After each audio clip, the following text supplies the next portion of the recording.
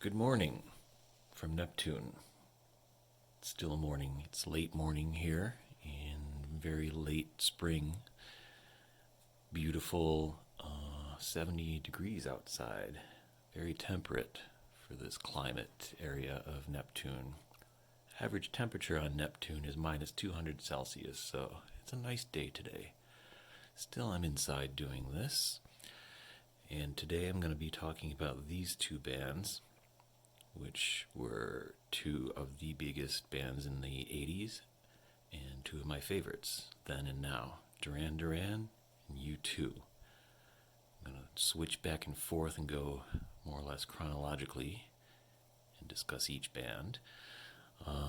So we begin in 1982 with this release of Duran Duran's second album, Rio. This was their huge breakthrough mega hit worldwide. And even the cover is iconic, done by Patrick Nagel, famous illustrator, did a lot of things for Playboy and other magazines. And the videos for all these songs were huge on MTV. It was really a breakthrough album in a lot of ways for this group.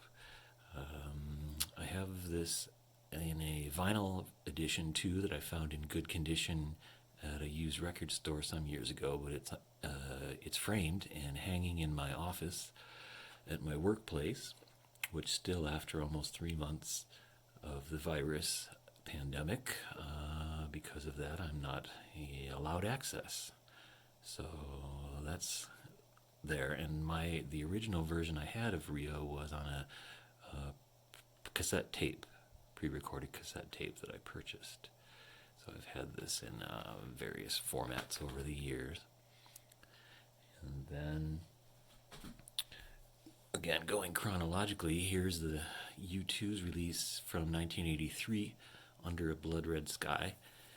And this is a reissue of this that includes the original CD and then the famous Live at Red Rocks show that was all over MTV all the time and was a big turning point for U2 in terms of their mass popularity, and just the power of that show was so impressive to so many people, including me and most of my friends.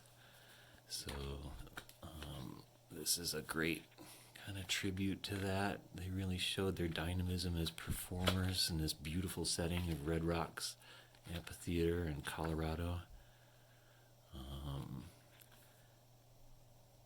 And a lot of really just powerful early moments of U2. They recorded this on their tour following their War album, which was their third. So Under a Blood Red Sky.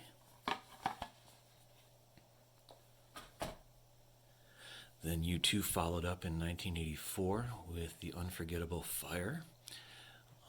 This was a different direction for the group. There's those first three albums, by and large, were, I'd say, traditional rock, some of it hard rock. But starting with this album, U2 started going in different directions with their sound.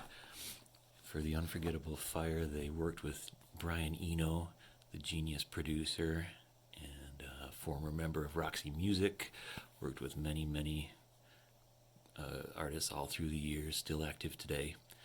And Daniel Lanois, also a Canadian producer and musician. Eno and Lanois and U2 collaborated on a lot of albums, starting with this one, Unforgettable Fire. What Eno, I think, brought to the group's sound was a more atmospheric type of sound. So it still had the hard rock of a song like Pride in the Name of Love on this album, but also much more kind of dreamy sounding songs. And then this reissue has bonus tracks, B-sides, and so forth. This was really my favorite U2 album. As they came out, I had been listening to them on the radio, really, knew them well. Loved that concert, the Red Rocks concert, but This was the first album I bought on vinyl because I love the sound, and I've always kind of liked experimental atmospheric U2 more than the straight up hard rock U2. They do both very well, but this has always been my preference, and this was actually an album that was perfect for taking naps after I got home from high school. I would put one side of this album on, and by the time it was halfway through, I'd be asleep for my daily nap every day.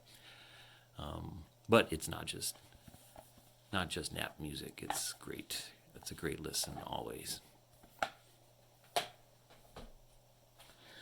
Okay, next up here's a vinyl album from the time. This is Duran Duran 7 and the Ragged Tiger. And I'm pretty sure that the release date is 1984 on this. Hold on, I have Wikipedia right nearby to check. So, oh no, Rio 82, 7 and the Ragged Tiger 83. Okay, so I'm a little off on some of these years. But anyway, this was the album. It had the Reflex on it. New Moon on Monday. The follow-up to Rio. Played this many, many times. Loved it. Still do. Then on the 7 and the Ragged Tiger tour, they released this document. So this is dated 1984. Arena. Great live versions of all these songs.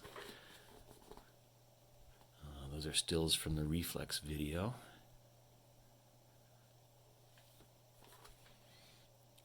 Duran Duran's a great live band. I saw them, I believe it was around 2005. I'll confirm that shortly, but these guys just know how to play. They're total pros, and they were back then. This is an amazing, great live album. And it came with one of my favorite items, which is this. This is a documentary called Sing Blue Silver. And this packaging is, I think it's velvet. This light blue velvet, rich packaging, which I love. And so this is a tour documentary, and it's got a lot of great moments of these guys in their prime, really. Here's postcards of them in their full matinee idol mode. That's Simon Le Bon, the singer, Nick Rhodes, keyboard player, John Taylor, bass. That's Andy Taylor, guitar, no relation. Roger Taylor, drums, no relation. Amazingly, 3 Taylors in the band, and they are not related to each other. That's the original 5-man lineup. It's changed a lot over the years. Members have come and gone. Currently, as I speak, 3 of the 4 original members are with the current lineup. The one missing is Andy Taylor, a guitar player who long ago, I think, broke ways musically and artistically with the group. But they're still putting out music. And pretty good stuff too, although I will confess that when I listen to Duran Duran, it's from these years of the 80s and through the 90s, really, mid-90s, I guess, that's where the bulk of my listening comes from. Alright, so Sing Blue Silver there. And then, excuse me. Okay, excuse me for that. But this is a DVD collection of Duran Duran's greatest hits. Goes up through the 90s. These are all iconic videos, and just great documents of the band. One thing I wanted to point out about this, though, as I was looking through this material, I've got this cheat sheet here that at the time this came out, must have been 2002-ish. I copied this from a website that explained all the Easter eggs that are available on this disc, on these discs. And there's a ton of them. click on one letter, click something else, hit the up arrow, see this or that. I really found this annoying that I had to do this. I would much rather they just put it all out there in an easy to see place. That was my only quibble with this sort of thing. I guess it was supposed to make it more interactive and game-like, but I found it just obnoxious. Anyway, these are great videos, and all now available on YouTube, so you don't have to do any of that silly Easter egg hunting. Okay, so we're in 1984. Duran Duran had two side projects at this time. They got so big so fast, I think they all kind of needed some sort of break from Duran Duran. So Simon and Nick formed Arcadia, which was an artsy kind of, more so than Power Station anyway. It was an artsy sort of offshoot of Duran Duran. Power Station, more heavy rock with John and Andy Taylor, the great Robert Palmer as lead vocalist, and Tony Thompson from Chic on drums. So this is a reissue of Power Station, including a DVD with some videos, some extra song remixes. This was the only release by this version of Power Station. Palmer only committed to be in the band for a short time.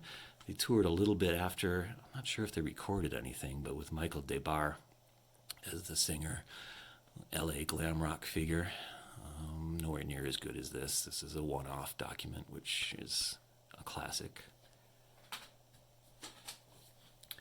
And here I have an artifact of them, Power Station. This is a picture disc, 12-inch vinyl. Not quite as vibrant a design as it could be, I think. A little dull even. But this will always remain a very cool image.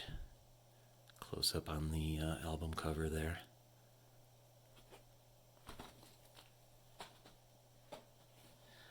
And then, sticking with the vinyl, here's U2's Wide Awake in America. It's an EP, 4 songs. Released in 1985, following the Unforgettable Fire tour, including live versions of Bad and a sort of Homecoming from that album, and then 2 outtakes, 3 Sunrises and Love Comes Tumbling. All 4 songs, all-time classics in the U2 canon. This was one of my favorite records to play in the day. It's included, the entirety of Wide Awake in America is included on that remake of a reissue of Unforgettable Fire that I showed earlier.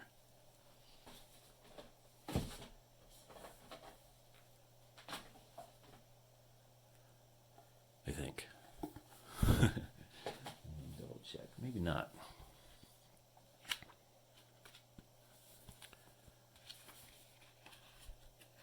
I'm just curious now to see if what I said was true. Yeah. Okay. Verified here. All right, so these first 4 songs are from that. Really great stuff from U2. Okay, and then U2 and Duran Duran, aside from being probably the 2 biggest bands of their time, most popular, they intersected in all kinds of different ways, one of them being at Live Aid, July 13th, 1985. This was a worldwide broadcast, lasted all day, 2 concerts, one in London, one in Philadelphia, and some of the biggest acts of that time. You can see the list here. I remember clearly this day.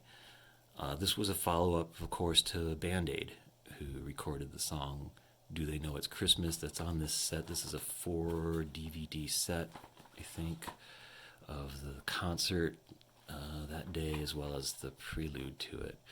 But Yeah, I remember it clearly. It was broadcast live on the radio, and I listened to it as I was being driven by my mother to work at the local amusement park called Fantasy Island. And I saw some of it on TV early that morning too, because the London acts had already begun. So I remember seeing the first few acts. I'm gonna pull out the program here to take a look. Okay, yeah, so here we go. I remember seeing the Style Council and the Boomtown Rats and Adam Ant before I had to clock in and do my thing at work. And then the Philadelphia concert. Well, okay, I'll go up the whole listing here so you can see. I think that this DVD is only selections of each group's performance, because some of them, as you see, there's only one song. And I would have to think they would perform at least two, although I may be wrong on that. I'm not sure. Anyway, see all these big names. Madonna. It's a great performance by her that day. This was just after the Playboy and Penthouse pictures had come out of her from earlier in her career. And it was a very hot day that day in Philadelphia, but she came out on stage fully dressed head to toe, and she said, "I ain't taking shit off today." And then blasted into these two songs. It's one of the highlights. And there's Duran Duran. They did those songs there, even though they were sort of fractured by then because of their, like I said, the splintering of them into Power Station and Arcadia. And then it turns out they didn't play together as a group until almost 20 years after that, for various reasons. All right, so this is a great document of that day. It was for global hunger spurred by the famine in Ethiopia. And the first real modern example of one of these big-time charity events using celebrities and musicians to raise funds or awareness. I have this too. It's the official book of that. Proceeds from part of it going to the effort. So just pictorials mainly, and some text of the performances from both places. Phil Collins notably played both concerts, first London, then got on the Concorde, went over to Philadelphia. So both in one day. I'm looking for, there's Madonna.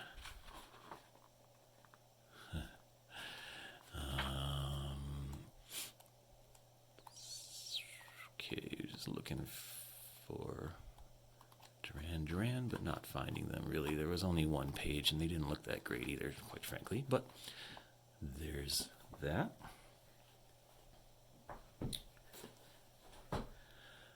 All right, and since I just showed a book, I'll show this, which is the first, last, and only audiobook I've ever purchased and actually listened to in its entirety.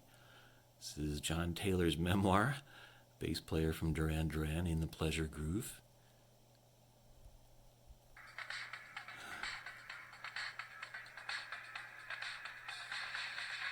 In the Pleasure Groove, Love, Death, and Duran Duran, by me, John Taylor, with Tom Sykes.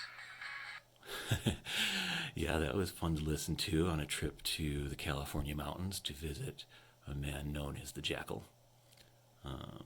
So, good collection of my rock star memoirs there.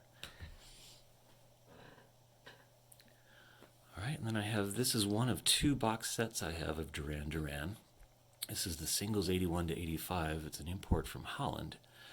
And what I really like about this is that it has the original artwork and packaging of all of those singles, mostly 12-inch singles in their original form. So just to go flip through there. These are in chronological order as I show them. I really love the graphics of the Rio era, starting with this one, My Own Way. There's Hungry Like the Wolf, Save a Prayer, and the title track. Right. So these include, as the original releases did, they include different mixes, extended mixes, alternate versions, B-sides. Here's their theme to the James Bond film, View to a Kill, which has a gatefold sleeve. That takes us up to 85. And then, in 87 comes this, considered by many as U2's masterpiece. Maybe, maybe not. Certainly a great album. The Joshua Tree, 1987. This was the 20-year reissue of it from 07. There's since been a 30-year edition, which I do not have. As far as I could tell, it contains pretty much exactly the same contents as this. But there's the original album, bonus CD with alternate songs, etc. This is a great concert, a complete concert from Paris. It's actually on the 4th of July of that year. And this is a nice package, tribute to that album. It has this hardcover book.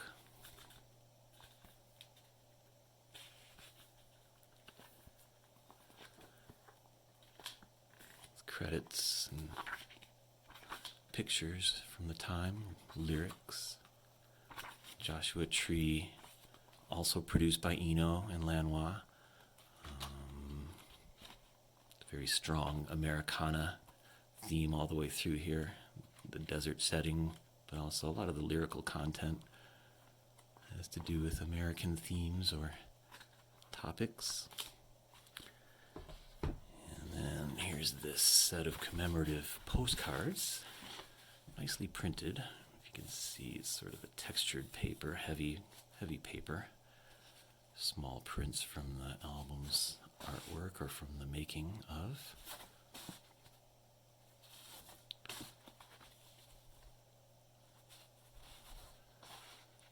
And their cowboy chic there. And then the 3 discs, as I showed before, 2 CDs and a DVD. So that's a nicely done reissue of that great album. And then I have Duran Duran's, what many would call their comeback album from, I think, 93. Oops, something happened to the other side here, but yeah, 93. Songs like Come Undone on it, also known as the Wedding Album. This is from the time. Seen several parties cracked up there. But Duran Duran still produces, like I say, good work. So does U2. But I don't really listen as much as I do to their older stuff. Like this. Here's the second edition or second volume of the box set, also from Holland. And this one has a lot more in terms of hard to find versions of songs, remixes, live versions of songs. This is really, really rich for the fan and the collector. And just like the other one, I'll show the artwork through the years. So by the time Notorious came out, they were down to 3 members, 3 original members, these 3. Simon, John, and Nick. And then members came and went. They went through kind of a pop art phase in the mid-90s here. Burning the Ground is a really great song, kind of a remix of a lot of their earlier stuff. Violence of Summer, and really great kind of unknown single, I think, from the mid-90s. Ordinary World, here's the Wedding Albums. Singles, Come Undone. Too Much Information. Great tune. White Lines, their remake of the Grandmaster Melly Mel song. So all good stuff in that box.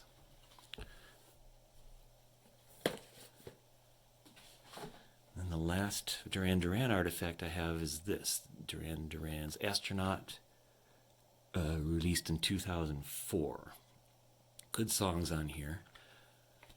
And here, I believe, yes, here is the here are the tickets for the show, where where I went and saw them at the Hard Rock Hotel. It's March 14th, 2005. It was up by the front. If you've ever been to that venue, well, it's gone now, but it was a great place to see anyone. Had floor tickets there, got right up front and saw those guys in their glory. And we played many of their older songs too. They're not a band who insists on only playing new music, as good as it might be.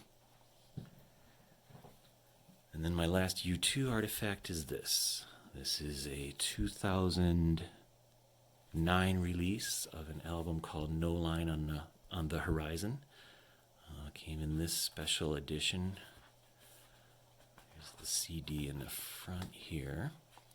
And then this book, large format book, with pictures from the recording and interviews with the band members about what they were doing. This was another collaboration with Eno and Lanois,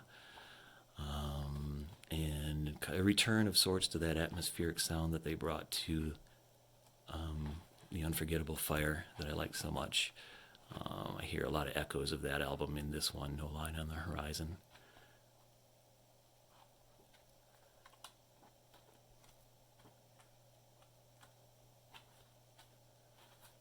And it strikes me that is almost a reverse image of my table with the wall behind it there. Interesting symmetry there, but yeah, this is a great album. If you like the type of U2 music I've been describing, the atmospheric type, this is right in keeping with all of that. Okay, so that is my tour through, as I say, two of the biggest bands of the 80s and beyond, and two of the best loved and most popular and still producing worthy stuff today. So, hope you enjoyed that. Dr. Neptune signing out, and I will be back soon.